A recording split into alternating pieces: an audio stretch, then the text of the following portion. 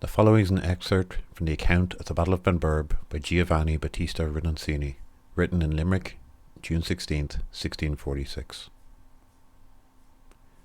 The Scotch cannon opened the battle, but after many rounds only one Catholic soldier was killed. Hand to hand they fought for 4 hours with such valour that it was impossible to know which side had the advantage, although the Catholics, besides being fewer in number, had the disadvantage of the sun and the wind in their faces. This last, however, as if by a miracle, began to fall soon after the commencement of the battle. At length the general, perceiving that the Scotch were about to retire and assuring his troops that retreat must be fatal to the enemy, he gave the order to charge, promising them certain victory. "I," he exclaimed, "aided by God and the good augury of the benediction which we have just received, will go before you all, and let the man who refuses to follow me remember that he deserted his leader." At this words a universal cheer rose from the army, and the colonels all dismounted in order to cut off their return. The whole body rushed forward with incredible ferocity. The Catholic horse broke the opposing squadron, and having come to pikes and swords, the Puritans began to give way, disordered and confounded, so that at last they were dispersed and remained dead on the field, even every common soldier on our side being satiated with blood and plunder.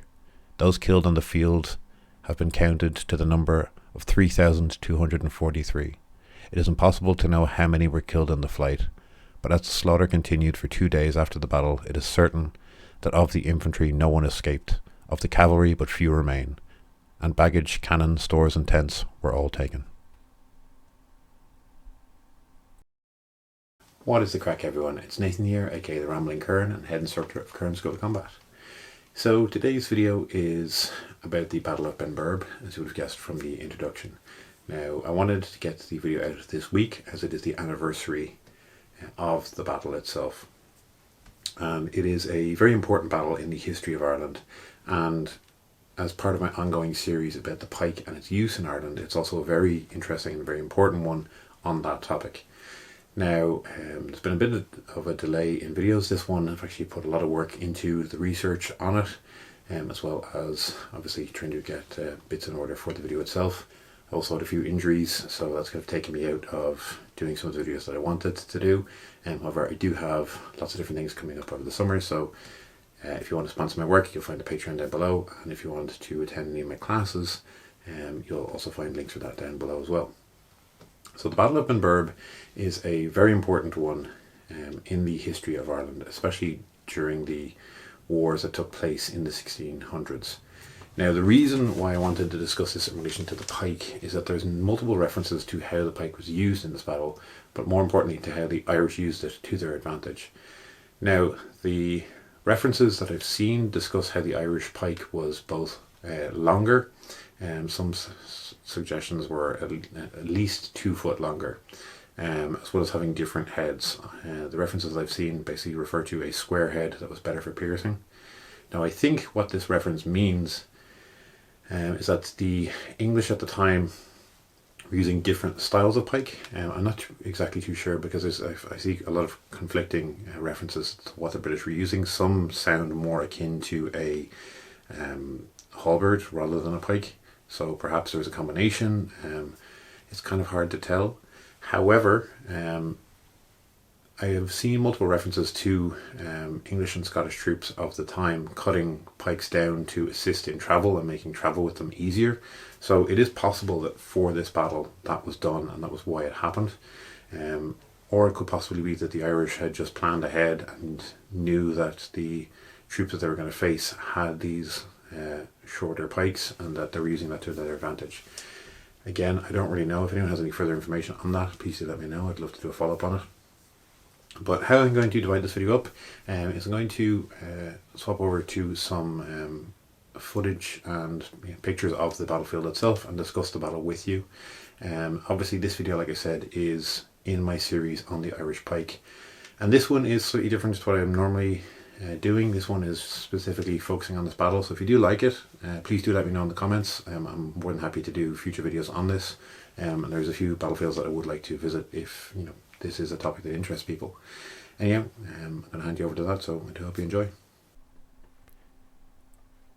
The man responsible for the events of the Battle of Benburb was one Owen Rua or Owen Roe O'Neill, who on the 18th of July 1642 landed at Doe Castle in County Donegal, with a company of seasoned troops and veterans of the continental wars of which he had taken part in.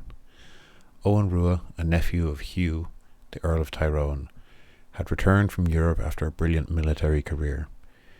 He had fought in the service of Spain, and Owen had immediately set to work on training the 3,000 troops that he was given command of in Ireland.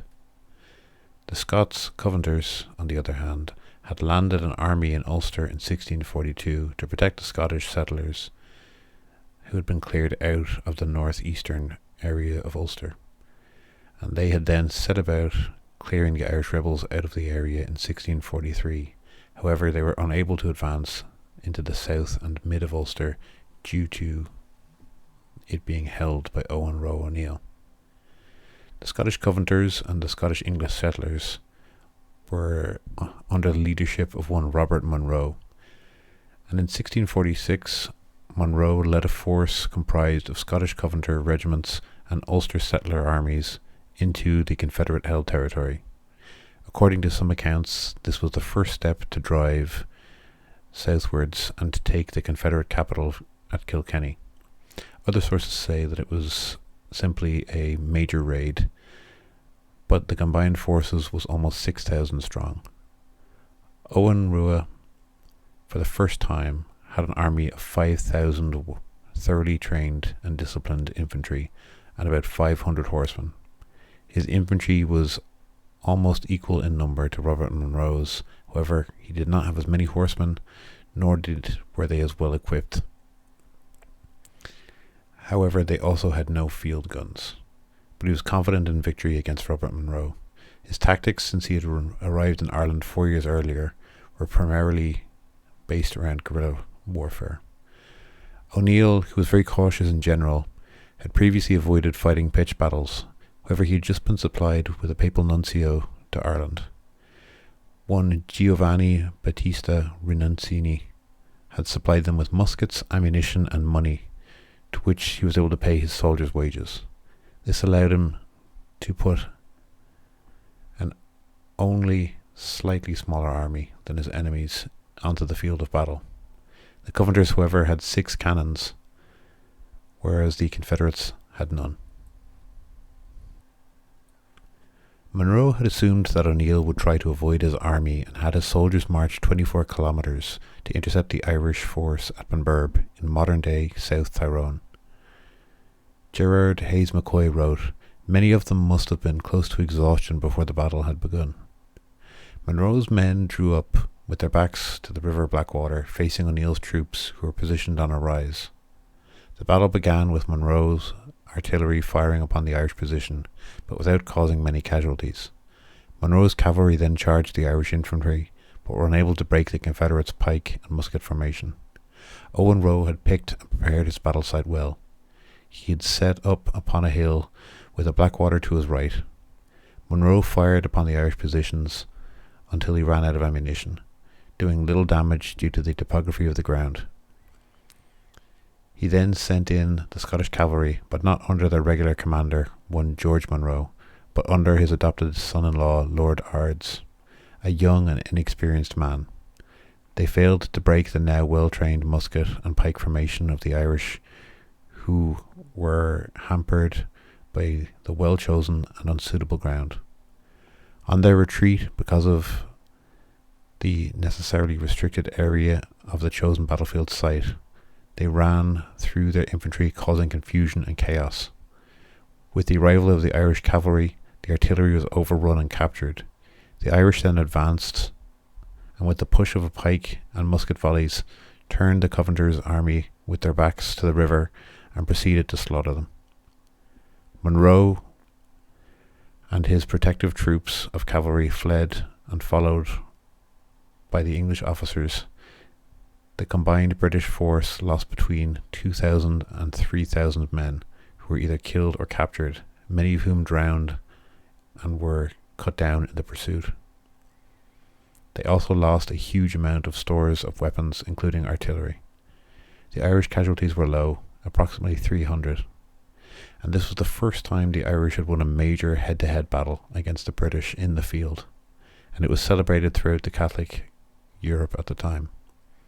The Scottish Covenanter army were no longer a threat, but due to the political decisions made in Kilkenny, Owen Roe did not follow up his victory, but he was ordered instead to move south by Rinuncini and the Confederation, and this was the greatest victory of the war, and one that was subsequently wasted. Well, there you have it, guys. That is kind of the overview of the Battle of Benburb and how the battle went down. I do hope you enjoyed this video. Like I said, this is a little bit different to ones that I normally do. A fair bit of work has gone into research for this video and making sure that I could kind of make it the best that I could for you guys. Like I said, I've had a few delays, a few injuries that have kind of taken me out of being able to do things. So if you haven't already, please do like and subscribe. It really makes a huge difference. If you made it this far, fair play to you. I know a lot of people don't, but it really does mean a lot to me. The channel is flying along. I would like to get to 5,000 by the end of the year, so if you haven't, please do give us a subscribe.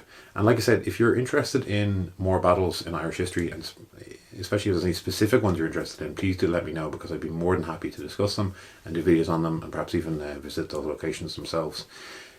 I know it's something that's not really covered a lot, and something that I feel I am particularly knowledgeable and talented in being able to bring that to you guys. So once again, if you'd like to sponsor my work, you'll find my Patreon. If you'd like to attend my classes, you'll find links to that in the description as well. And once again, thank you so much for watching. I really can't thank you all enough for the support that you give to this channel. And so on.